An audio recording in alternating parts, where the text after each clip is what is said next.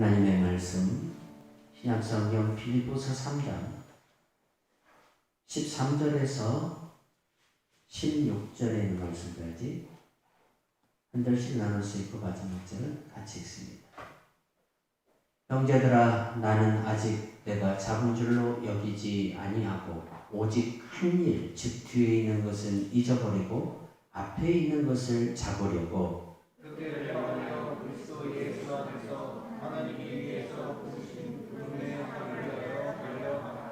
그러므로 누구든지 우리 온전히 이룬 자들은 이렇게 생각할지니 만일 어떤 일에 너희가 달리 생각하면 하나님이 이것도 너희에게 나타내시리라. 오직 우리가 어디까지 이르렀든지 그대로 행할. 왜 우리의 신앙은 과거에서 벗어나지 못하는 걸까? 과거에서 벗어나지 못한다는 것은 변화가 없다는 것입니다. 여기에서 과거라고 하는 것은 내가 알고 있고 지금도 여전히 가지고 있는 나의 인식을 말합니다. 나의 인식. 내가 내 안에 각인시켜 놓은 생각들이나 사상들이나 그러한 고정된 습관들이죠. 누군가에 대한 부정적 이미지가 내 안에 각인되면 아무리 많은 시간이 지날지라도 나는 그 사람과 친밀해지지 못합니다. 내 안에 이미 어떤 사람에 대한 부정적인 요소가 강하면 강할수록, 그리고 그게 각인되어 있으면 우리는 누군가와 그 대상과 친밀해질 수가 없습니다. 그래서 누군가와 우리가 친밀해지고 가까이 하며 성도와 성도의 교제를 나누고 살려면 내 생각과 내 인식의 변화, 전환이 필요하다는 겁니다. 바뀌어져야 하는 겁니다. 에스겔서 36장 24절에서 27절 말씀 같이 나눕니다. 내가 너희를 여러 나라 가운데서 인도하여 내고 여러 민족 가운데서 모아 데리고 고국 땅에 들어가서 맑은 물을 너희에게 뿌려서 너희로 정결하게 하되 곧 너희 모든 더러운 것에서와 모든 우상 숭배에서 너희를 정결하게 할 것이며 또 새 영을 너희 속에 두고 새 마음을 너희에게 주되 너희 육신에서 굳은 마음을 제거하고 부드러운 마음을 줄 것이며 또 내 영을 너희 속에 두어 너희로 내 율례를 행하게 하리니 너희가 내 규례를 지켜 행할지라. 아멘. 이스라엘 백성들은 모세에 의해서 가나안 입국까지 인도되었고 여호수아에 의해서 건국이 됩니다. 그 이후로 에레미야 선지자가 활동하던 시대에 이르기까지 단 한 번도 나라 자체가 멸망된 적은 없었습니다. 물론 의세의 침입도 있었고 많은 환난은 있었지만 나라 자체가 멸망된 적은 없었습니다. 그래서 그들은 항상 무슨 생각을 가지고 있었냐면 하나님의 우리와 함께 하시고 우리가 하나님의 선민이기 때문에 절대 나라가 망할 일은 없다는 고정된 인식과 생각을 가지고 있었습니다. 그런데 이게 깨지는 겁니다. 아무리 하나님의 백성이라 할지라도 그리고 하나님의 선민으로 택함을 받았다 할지라도 망하는 겁니다. 나라가 멸망하는 겁니다. 바벨론에 끌려가서 오랜 시간 동안 그들이 정착을 하여 거기에서 이제 생활을 하면서 비로소 그걸 깨닫습니다. 선민들도 망하는구나. 하나님이 주신 땅에서도 망함이 찾아오는구나. 이걸 비로소 깨닫습니다. 그리고 여러 나라가 있다는 것을 알게 되었습니다. 하나님은 오로지 자기들만을 위한 하나님인 줄 알았는데 하나님은 느부갓네살을 통해서 자기들을 도리어 대적하시고 치시는 하나님이라는 사실을 비로소 깨달았습니다. 생각의 전환이 이루어진 겁니다. 가나안 땅 안에 있을 동안에는 절대 그들의 생각이 바뀌지는 않았습니다. 아무리 하나님께서 그들에게 사사를 보내고 선지자를 보냈어도 그들의 생각과 그들의 각인되어 있는 이 사고방식은 바뀌지가 않았습니다. 그래서 하나님은 그들을 먼 타국에다가 옮기십니다. 그리고 그들의 생각을 바꿉니다. 그들의 의식을 전환시킵니다. 이게 하나님의 방법입니다. 하나님께서 우리들에게 더 넓은 지경을 원하시고 더 깊은 생각을 원하시는데도 불구하고 우리가 여기에 쉽게 말하면 순종하지 아니하고 우리가 가지고 있는 고정된 생각과 고집을 계속해서 우리가 앞장세우면 하나님은 내가 원치 않는 또 다른 세계에 나를 옮기셔서 하나님의 일하심과 하나님의 세계를 나로 하여금 보게 하고 알게 하고 이해하게 하신다는 겁니다. 하나님은 이 방법도 쓰신다는 겁니다. 비로소 하나님께서 그들에게 새로운 생각, 새로운 마음을 어디에서 주느냐? 에스겔 선지자가 이렇게 말하죠. 내가 너희에게 새 영을 부어주고 새 마음을 부어주겠다라고 말하는데 어디에다가 데려다 놓고 하나님께서 그 일을 하십니까? 바벨론 땅에다가 데려다 놓으시고 80년 동안 하나님은 이 일을 하십니다. 참 하나님은 어떤 면에서는 무섭고 두렵고 떨리는 분입니다.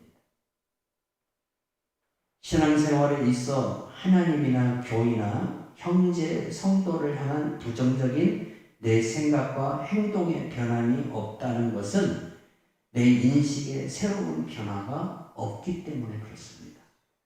내 인식이 새로운 전환이 필요해요. 새로운 것들이 내 안에 들어와야 돼요. 그런데 내가 가지고 있는 생각들, 내가 가지고 있는 고정된 그 각인된 것들을 끝까지 붙들고 있으면 나는 새로움으로 나갈 수가 없는 겁니다. 왜 기업들이 20대의 젊은 청년들을 원합니까? 이유가 뭡니까? 새로운 생각을 가지고 있기 때문에 그렇습니다. 아이디어는 결국 상품이 됩니다. 지금은 그런 시대입니다. 여러분, 핸드폰 폴더를 가질 줄 누가 알았습니까? 폴더 형태로 되어 있는 핸드폰을 만들 줄 누가 알았습니까? 이거 접었다 폈다 하면 안 될까? 이 물건이 나오기 전까지는 사람들이 그런 생각을 했습니다. 그러나 누군가의 그 생각이 이제 제품화 되어지고 이게 판매가 되어지는 겁니다. 지금은 그런 세상입니다. 그래서 기업들조차도 어느 고정된 생각을 가지고 10년을 마냥 진행하면 그 기업은 문을 닫아야만 됩니다. 그 대표적인 기업이 여러분 핀란드에 있는 노키아입니다. 세계 핸드폰 시장의 3분의 1을 장악하고 있는 기업이었습니다. 그러나 그들은 고정된 그들의 생각을 탈피하지 않았습니다. 그리고 애플이 등장합니다. 애플에 의해서 세계 시장은 혁명이 일어납니다. 그리고 온 세상은 애플의 세상이 되어버립니다. 세계 최고의 기업의 가치는 애플에게 지금도 있습니다. 생각이라는 것은 그렇게 만든다는 겁니다. 우리는 어떤 사물이나 사람에 대해 다 알지 못합니다. 그렇기 때문에 우리는 나의 보는 것이 일부분에 지나지 않는다는 것을 알아야 합니다. 내가 어떤 사람에 대해서 아무리 정확하게 평가를 할지라도 그것은 내가 보는 일부분입니다. 내가 그 사람에 대해서 다 알지를 못합니다. 우리는 일부분을 바라보고 일부분을 가지고 그 사람에 대해서 고정된 생각을 가져버린다는 겁니다. 사람은 그렇습니다. 그러나 하나님은 완전하신 분입니다. 우리는 겉을 보지만 하나님은 중심을 보시는 하나님이시고 우리는 일부분만 보시지만 하나님은 전체를 보시는 하나님이십니다. 그래서 하나님의 말씀이 완전하고 하나님의 생각과 하나님의 시각만이 온전하다는 사실입니다. 죄의 출발도 마찬가지입니다. 사람이 죄를 짓기 시작하는 그 과정을 보면 일부분만 본다는 겁니다. 전체를 보지는 못합니다. 선악을 알게 하는 나무가 먹음직하고 보암직하고 아주 탐스럽게 생겼다는 그 일부분만 본 겁니다. 이걸 먹음으로 인해서 어떤 결과가 우리들에게 찾아올 것인가에 대한 전체적인 것들은 보지를 못합니다. 그 일로 인해서 인류가 어떤 사망에 처하게 될 것인가에 대한 것에 대해서 아담과 하와는 보지를 못했습니다. 여러 일부분만 봅니다. 좋게 보이는 것. 그것만 본 거죠. 결국 먹고 인류는 죄악에 이르게 되고 그 죄악은 우리에게 영원한 사망을 가져오게 된 것입니다. 성도와 성도의 교제를 이루어야 될 교회에서도 마찬가지입니다. 서로가 서로를 부분적으로만 바라보면 부분적으로만 판단하게 되어 있습니다. 그 부분적인 판단은 전체적인 것들을 포용하고 이해할 수 있는 관계로 만들어버립니다. 성도 여러분, 사람에게는 좋은 면도 있고 단점의 면도 있습니다. 장점도 있고 단점도 있습니다. 단점만 보면 우리는 그 사람을 사랑할 수 있고 포용할 수 없습니다. 그래서 우리는 단점이라는 일부분만 볼 것이 아니라 장점이라는 일부분도 볼 줄 아는 눈이 열려야 됩니다. 그게 바로 우리 예수님의 모습이라는 사실이죠. 요한복음 15장 14절에서 15절 보면 너희는 내가 명하는 대로 행하면 곧 나의 친구라. 이제부터는 너희를 종이라 하지 아니하리니 종은 주인이 하는 것을 알지 못함이라. 너희를 친구라 하였노니 내가 내 아버지께 들은 것을 다 너희에게 알게 하였음이라. 아멘. 우리가 누군가와 친밀해지기를 원하십니까? 여러분, 우리가 살다 보면 누군가와 친해져야 됩니다. 특히 성도와 성도가 서로 교제해야 됩니다. 여러분, 주일날 우리가 서로 만나면 반가워하고 기뻐해야 됩니다. 그리고 한 주간 우리들이 서로 어떻게 살았는가를 서로 나눌 줄 아는 성도의 자세가 필요합니다. 그리고 누군가가 아직 가까이 하지 못하는 그러한 마음을 가지고 있다면 먼저 손을 내밀어서 가까이 할 수 있는 그러한 모습이 우리들에게 나타나야 한다는 사실입니다. 그러려면 우리들이 어떤 관계를 맺어야 할까요? 예수님이 우리를 친구로 삼으신 것처럼 우리도 교인들을 서로 친구로 삼아야 됩니다. 친구는 또래만 어울리는 게 아닙니다. 미국 사람들은 나이가 많은 노인분도 동네 아이와 친구를 맺습니다. 친구는 서로 통한다는 겁니다. 서로 통한다는 겁니다. 이게 친구입니다. 국어사전을 보니까 친구라는 정의를 어떻게 내릴까요? 오래 사귀어 온 사람이라고 국어사전에 정의하는데 이 친구라는 이 정의가 여러분 친구라는 말의 정의가 될 수는 없습니다. 친구는 이 이상입니다. 친구라는 것은 속에 있는 것도 다 이야기할 수 있는 관계입니다. 여러분, 이런 친구가 있다는 것은 내 인생의 복입니다. 복입니다. 근데 예수님이 이런 친구가 되어주겠다는 겁니다. 여러분의 속에 있는 것을 다 고백할 수 있는, 다 들어줄 수 있는, 그리고 이해해줄 수 있는 진짜 친구는요, 친구가 어려움을 당하면 그 어려움을 그저 눈으로만 보고 있지 않습니다. 같이 그 어려움을 나눕니다.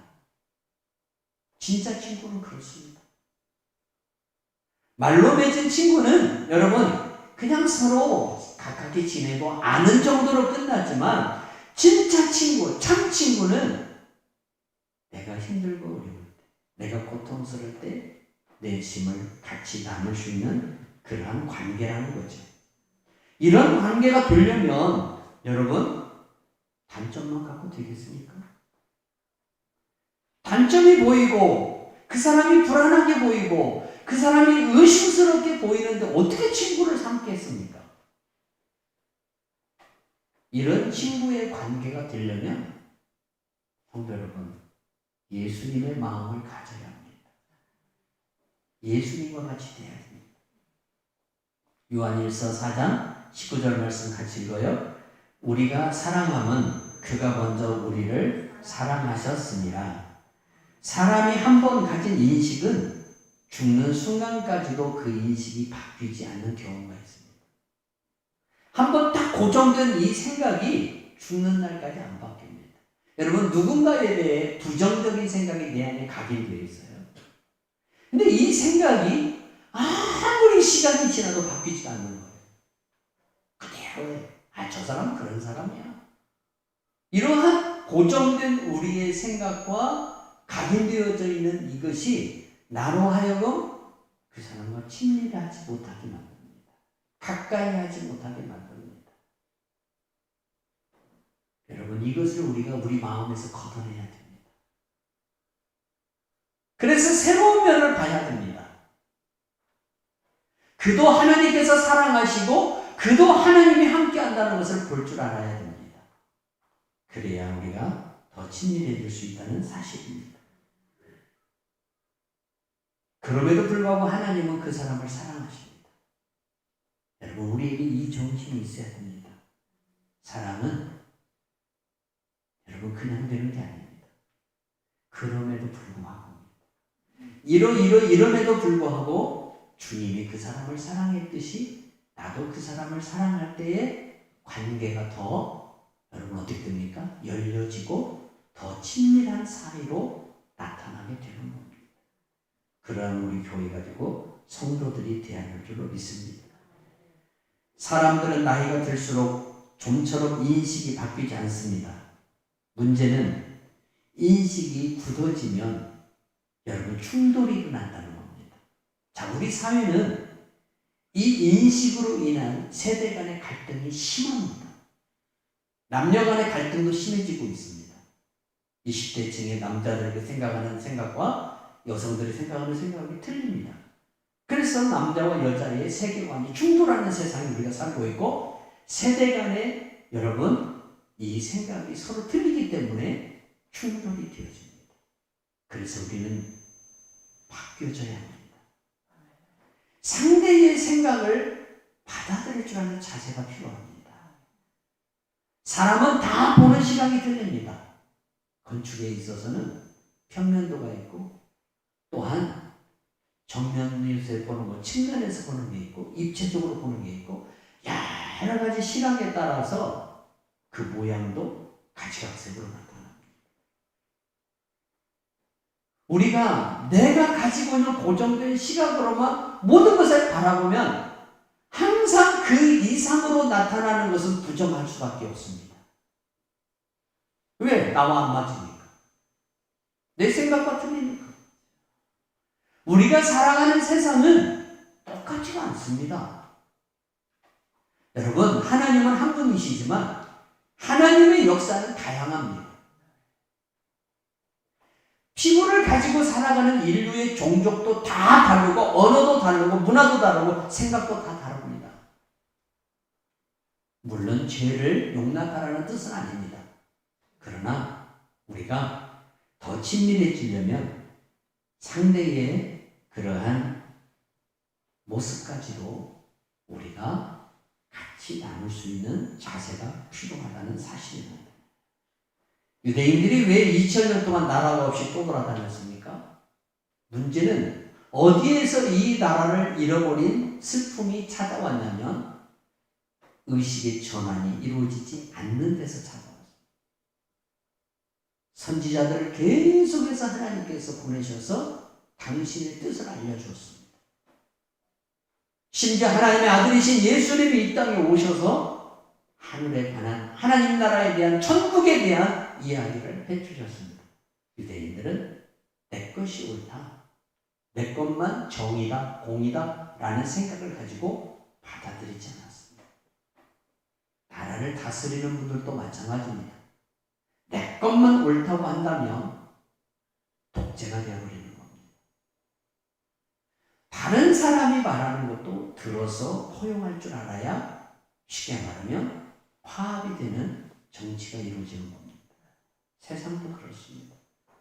우리가 똑같이 한 교회에서 신앙생활하고 같은 하나님을 믿었어도 생각하는 기준과 또한 바라보는 시각이 틀립니다. 이것을 종합적으로 아우르려면 우리가 더 넓은 마음과 더 넓은 인식을 소유해야 한다는 사실이죠. 그래서 예수님 마태복음 7장 28절에서 29절에 말씀하기를 예수께서 이 말씀을 마치시매 무리들이 그의 가르침에 논란이 이는 그 가르치는 것이 이 권위에 있는 자와 같고 그들의 서기관들과 같지 아니하느니라. 차이점은 뭘까요? 서기관들의 주장과 예수님의 주장의 차이점은 뭐예요? 예수님은 세리와 죄인들까지도 포용하셨다는 겁니다. 서기관들은 그들을 정죄해버렸다는 겁니다. 이것이 차이점입니다. 성도 여러분, 더 넓어지시고 더 새로운 생각과 더 새로운 세계관으로 나아가시기를 바랍니다.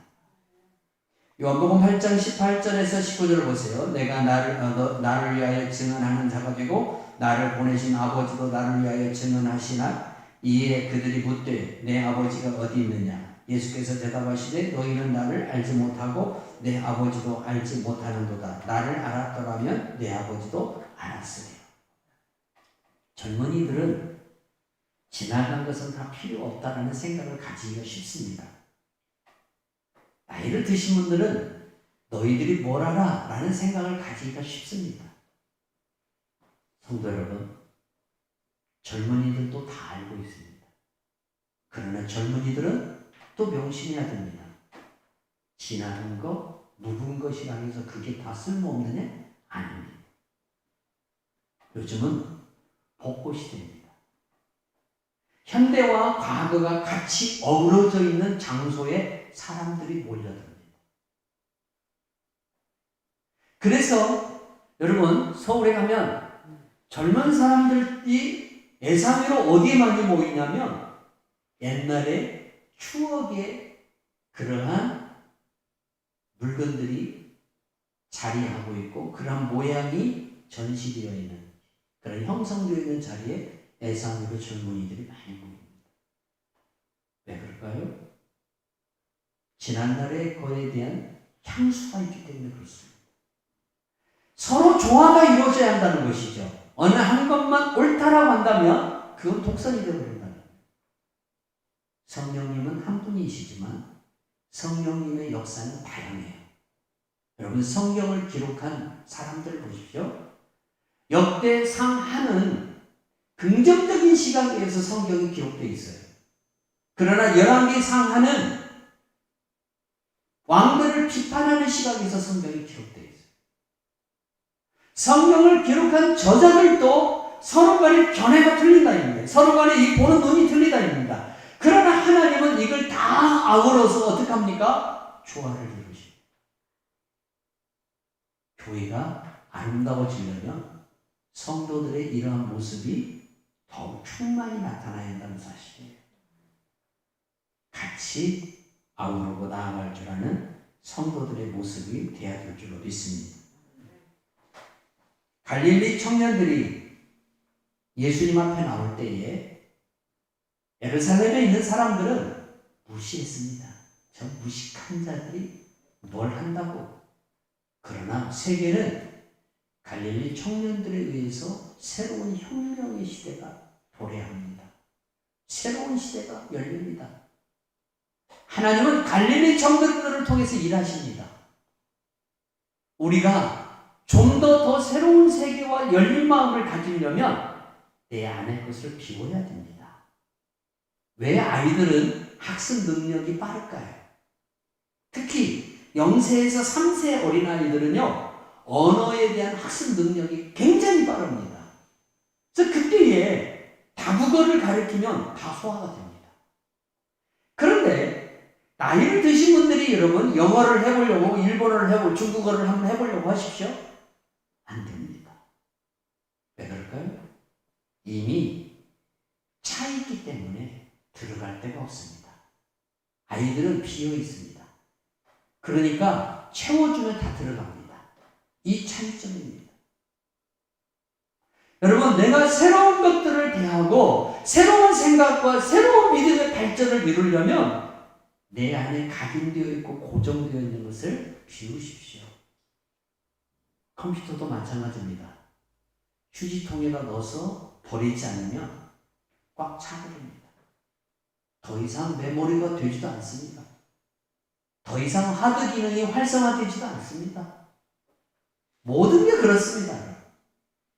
내 안에 고정되어 있는 것들을 버릴 줄 아는 성도들이 돼야 새로운 것들이 우리 안에 찾아와서 채워줄 수 있다는 사실이죠.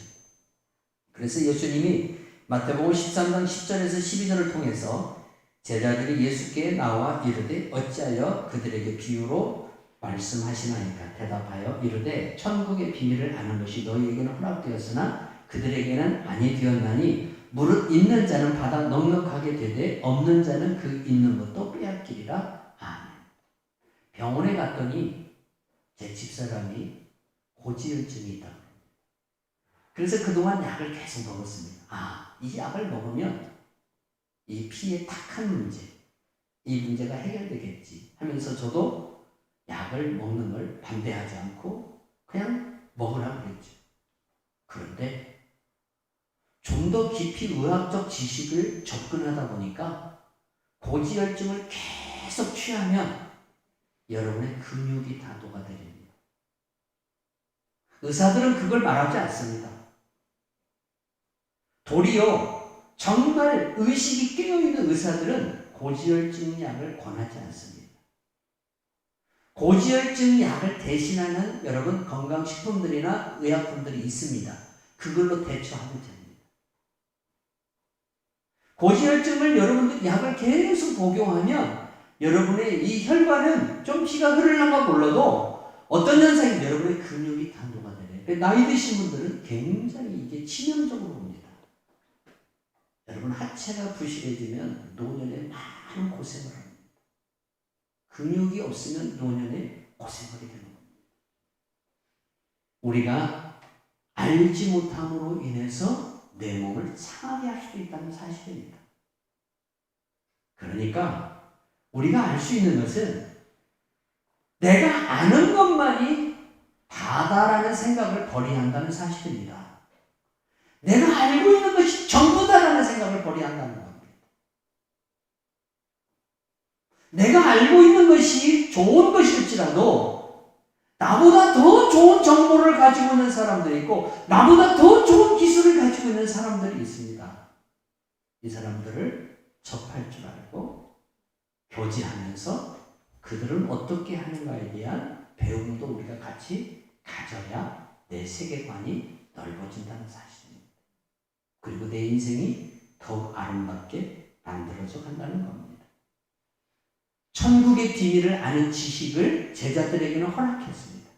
그러나 바리새인들이나 서기관들에게는 허락하지 않았습니다.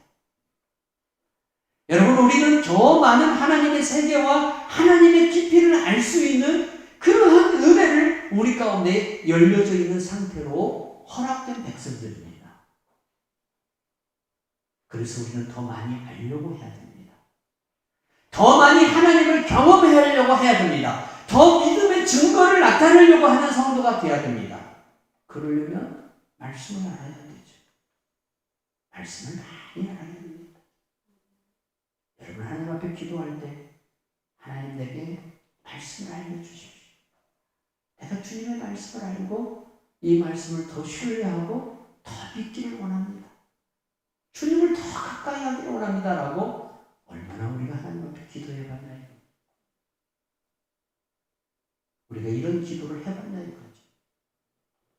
뭔가 우리들의 눈에 보이는 돈이나 건강이나 필요로 하는 것들을 위해서 우리가 기도는 해봤지만 정말 내가 하나님을 더 깊이 알고 하나님께 더 가까이 나아가기를 위해서 우리가 얼만큼 하나님 앞에 구해봤나요?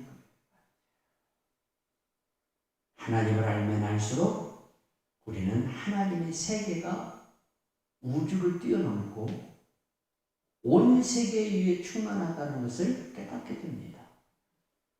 여러분, 이 비밀을 깨달으면 모든 것으로부터 자유합니다. 바울이 감옥에 들어갔지만 바울은 자유했습니다. 왜 그럴까요? 하나님이 여기서도 하실 일을 하신다는 것입니다. 괜히 데려다 놓은 게 아닙니다. 괜히 그런 일들이 생긴 것이 아닙니다. 하나님께서 당신의 하실 일을 나를 통해서 하시기 위해서 이렇게 하셨다는 겁니다. 이런 믿음과 이런 자유함과 이런 풍부한 세계관이 우리 안에 넘쳐야 한다는 사실입니다. 조금만 어려워도 하나님 날 왜 이렇게 만들어놨어요? 왜 나를 여기다 데려다 놨어요? 왜 이 남자 만나게 했어요? 왜 이렇게 했어요? 그럴 것이 아니라 하나님, 이걸 통해서 하나님이 하시고자 하는 일들을 하시고 하나님의 뜻을 이루어 주시옵소서. 내가 이 믿음을 가지고 주님 앞에 나아가기를 원합니다라는 성도가 되어야 할 줄로 믿습니다. 그래서 우리는 트라우마를 멀리 해야 됩니다. 트라우마라는 것은 어떤 사건이나 어떤 계기를 통해서 내게 찾아오는 정신, 심리적 외상입니다. 우리가 어떤 교통사고가 크게 나면 운전대 잡기가 두려워집니다. 우리가 어떤 사건을 크게 경험하면 그 사건에 대한 트라우마를 가져요. 내 뇌가 이 사건을 딱 쥐고 있어가지고 어떤 순간에 나로 하여금 두렵게 하고 나로 하여금 긴장하게 하고 나로 하여금 원통하게 하고 분통하게 만드는 심리적 현상을 일으켜요. 이게 트라우마예요. 그래서 더 이상 내가 나아가지 못하게끔 만들어요. 특히 여러분, 여성 운전자들이 운전을 하다가 큰 사고를 내요. 어제도 어떤 영상 하나를 보니까 어떤 김여사 한 분이 뒤로 후진하다가 고가다리 있잖아요. 고가다리 그 가운데 딱 걸쳐버려요. 조금만 뒤로 의자를 제껴도 차가 뒤로 떨어져 버려요. 여성 운전자들에게는 쉽게 말하면 순간에 어떤 신경계의 이 작용이 남자보다 늦기 때문에 그런 사고의 위험성이 있어요. 만약 이런 사고들을 한번 겪고 나면 어떤 현상들이 생길까요? 트라우마 생겨요. 운전에 대한 두려움이 생기기 시작하죠. 그래서 더 쉽게 말하면 전진을 못하는 거예요. 심리적 외상은 우리로 하여금 무엇인가에 도전하지 못하게 하고 자꾸 주저하게 만들고 자꾸 나로 하여금 가라앉게 만듭니다. 우리가 인생을 많이 쓴 경험을 하면 할수록 트라우마가 강해집니다. 이번에도 이럴까? 이번에도 이런 현상이 생길까? 그래서 우리가 더 앞으로 나아가지 못해, 더 친밀해지지 못하도록 우리가 하나님의 더 깊은 세계로 나아가지 못하게끔 자꾸 이것들이 우리의 발목을 잡는다는 겁니다. 여러분, 이 심리적 트라우마에서 해방되어야 됩니다. 우리가 여기에 자유해야 하는 성도가 되어야 됩니다. 우리가 경계라는 것을 조심히 해야 돼요. 이단에 대한 경계나 내 신앙을 지키고 청결한 믿음을 지키기 위해서 우리가 잘못된 것으로부터 오는 것을 경계할 줄은 알아야 되지만 트라우마는 지나친 경계를 가져와요. 그래서 정상적인 사람도 이상한 사람으로 쳐다보게 만들어요. 이게 트라우마 현상이에요. 그래서 우리는 경계를 조절할 줄 알아야 돼요. 성도 여러분, 누군가와 더 친밀해지기를 원한다면 우리가 이미 사람들로 인해서 겪은 우리의 트라우마, 우리가 사람들로 인해서 내 안에 어떤 트라우마를 이미 가지고 있어요. 이것을 여러분 우리가 쉽게 하면 한 걸음 더 벗어나야 된다는 겁니다. 여기에 매여 있으면 친밀함은 가져오지 못합니다. 더 친밀해지시길 바랍니다. 우리 예배 시작하면서 사도신경 고백합니다. 성도가 서로 교제하는 것. 이 관계가 되어야 됩니다. 비록 우리가 어떤 것에 있어서 가까이 할 수 없는 어떤 그러한 내 안에 인식이나 각인이 되어 있을지라도 이것을 버려야 됩니다. 성도가 서로 교제하는 것과 교회가 이 사랑이 넘치기를 바랍니다. 이 사랑으로 정말 아름다운 교회가 되고 우리가 더 많은 사람을 이해하고 더 받아들이고 더 우리가 가까이에서 믿음의 승리를 가져오는 귀한 성도들이 되기를 주 예수 이름으로